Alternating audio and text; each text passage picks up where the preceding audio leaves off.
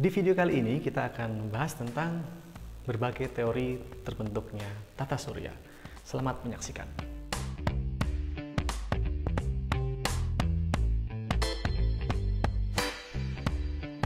Bumi kita berada dalam sebuah sistem yang kita kenal sebagai tata surya.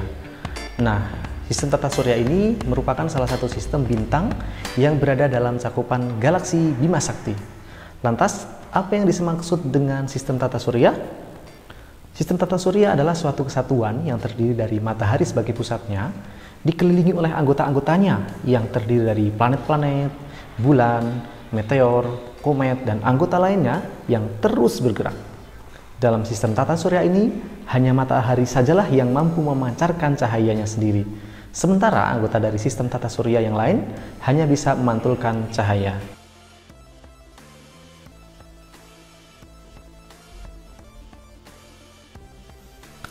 Assalamualaikum warahmatullahi wabarakatuh. Smart Student, gimana kabarnya kalian hari ini? Semoga kita semua dalam keadaan sehat-sehat walafiat ya.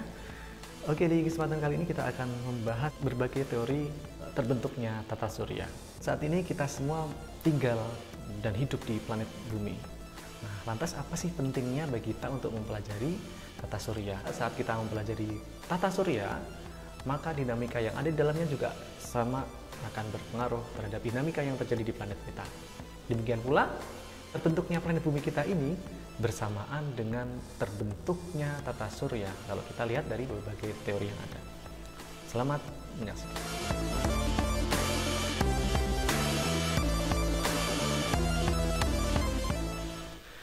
Teori yang pertama adalah teori nebula. Menurut teori ini, tata surya kita berasal dari segumpal kabut.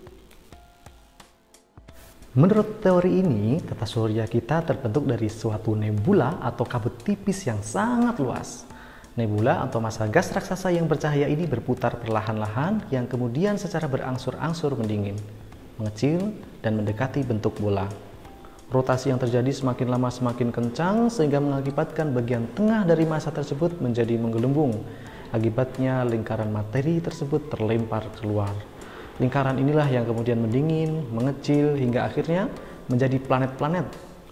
Planet-planet yang terbentuk tetap mengorbit mengelilingi inti massa, sementara lingkaran lain terlempar lagi dari pusat massa sehingga menjadi seluruh planet yang kita kenal sekarang ini, termasuk bumi.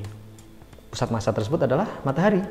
Berikutnya, planet-planet yang ada juga melemparkan massa-massanya keluar angkasa sehingga berubah menjadi satelit seperti bulan yang dimiliki oleh bumi. Teori nebula berawal dari pendapat seorang filsuf Jerman bernama Immanuel Kant, kemudian diperkuat oleh Marquis de Laplace yang merupakan seorang astronom Prancis. Sehingga teori ini sering disebut juga sebagai teori Kant-Laplace. Teori yang kedua adalah teori planetesimal.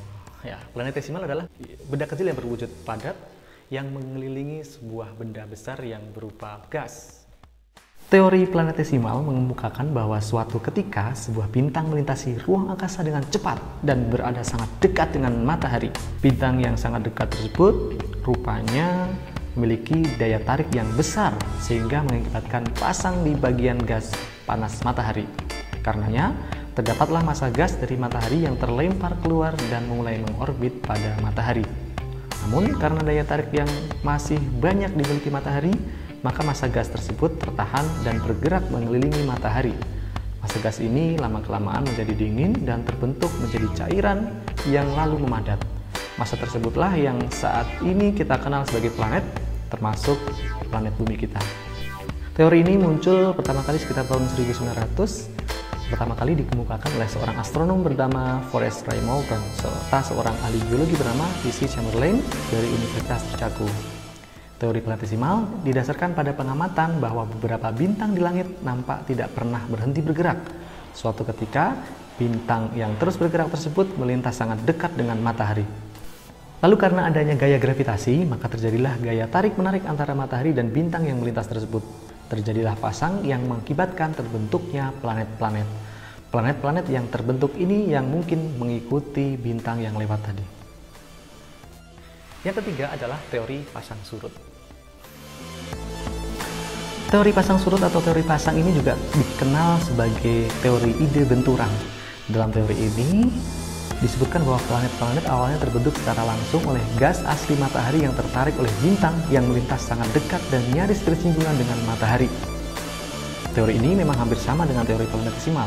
Hanya bedanya, pada teori pasang surut, planet tidak terbentuk oleh planetesimal. Teori ini menyebutkan bahwa saat bintang berada sangat dekat dengan matahari, ada tarikan gravitasinya yang menyedot filamen gas yang berbentuk cerutu panjang. Filamen ini membesar di bagian tengah dan mengecil di kedua ujungnya. Dari filamen inilah kemudian terbentuk sebuah planet. Pendapat ini dicetuskan pertama kali oleh Sir James Jeans dan Sir Harold Jeffreys dari Inggris pada tahun 1918. Jeans dan Jeffreys beranggapan bahwa kelahiran tata surya adalah suatu peristiwa langka, sebab peristiwa ini terjadi saat matahari nyaris bersinggungan dengan sebuah bintang. Peristiwa yang menyebabkan lidah matahari jadi terbentuk seperti cerutu ini juga menjadi penjelasan logis tentang ukuran planet yang berbeda satu sama lainnya. Yang keempat ada teori bintang kembar. Teori bintang kembar atau teori Littleton mengemukakan bahwa mulanya matahari merupakan bintang kembar yang mengelilingi sebuah medan gravitasi. Tapi ada sebuah bintang yang menabrak salah satu bintang kembar tersebut dan mungkin menghancurkannya. Bintang yang hancur tersebut lantas berubah menjadi massa gas yang berputar-putar. Karena terus berputar, maka massa gas itu berubah dingin dan berbentuk planet-planet. Sementara satu bintang lain yang bertahan menjadi pusat tata surya yang kita kenal sebagai matahari. Matahari mampu menahan planet yang terbentuk tersebut karena memiliki kekuatan gravitasi. Karenanya, planet-planet dapat beredar menurut lintasannya mengelilingi matahari. Teori Littleton ini dicetuskan oleh R.A. Littleton yang merupakan seorang astronom. Ia melakukan modifikasi terhadap teori benturan yang sebelumnya pernah ada. Namun teori yang diungkapkan Littleton ini dianggap memiliki penjelasan yang lebih baik mengenai asal mula tata surya berdasarkan teori benturan. Yang kelima ada teori awan debu. Teori awan debu mengungkapkan bahwa calon tata surya awalnya adalah awan yang sangat luas. Awan ini terdiri dari debu dan gas kosmos, kirakan berbentuk seperti sebuah piring. Namun terdapat ketidakteraturan dalam awan tersebut yang menyebabkan terjadinya perputaran sehingga gas dan debu yang berputar berkumpul jadi satu. Sementara debu dan gas ini terus berputar, awan tersebut pun menghilang. Lalu partikel-partikel debu yang keras saling berbenturan, melekat dan berubah menjadi planet. Lalu berbagai gas yang ada di tengah-tengah awan berkembang dan menjadi matahari.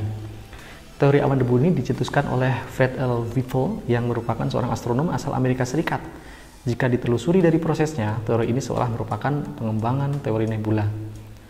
Selain apa yang diungkapkan oleh Fred L. Whipple, ada juga astronom Inggris bernama Fred Hoyle dan astronom Swedia bernama Hans Alfvén yang mengungkapkan teori yang serupa dengan teori awan debu. Mereka berpendapat bahwa pada mulanya matahari berputar dengan cepat dengan piringan gas di sekelilingnya. Jika merujuk pada penelitian ilmu modern, matahari dikatakan berputar kira-kira 1 kali dalam 27 hari. Sementara perhitungan mutakhir juga menunjukkan bahwa matahari primitif berputar lebih cepat sehingga memungkinkan terlemparnya bahan-bahan yang kemudian membentuk planet. Hal inilah yang mendukung teori awan debu ini. Yang keenam, ada namanya hipotesis Kuiper. Dalam hipotesis Kuiper dikemukakan bahwa alam semesta ini pada awalnya terdiri dari formasi bintang-bintang. Lalu terdapat 2 pusat yang memandat dan berkembang dalam suatu awan antar bintang dari gas hidrogen. Satu pusat lebih besar daripada pusat yang lainnya. Satu pusat yang lebih besar ini kemudian memandat dan menjadi bintang tunggal yang kita kenal sebagai matahari. Hipotesis ini dikemukakan oleh Gerard P. Kuiper karena masih merupakan hipotesis dan belum dianggap sebagai teori yang memiliki dasar kuat. Pendapat Kuiper ini lumayan jarang digunakan.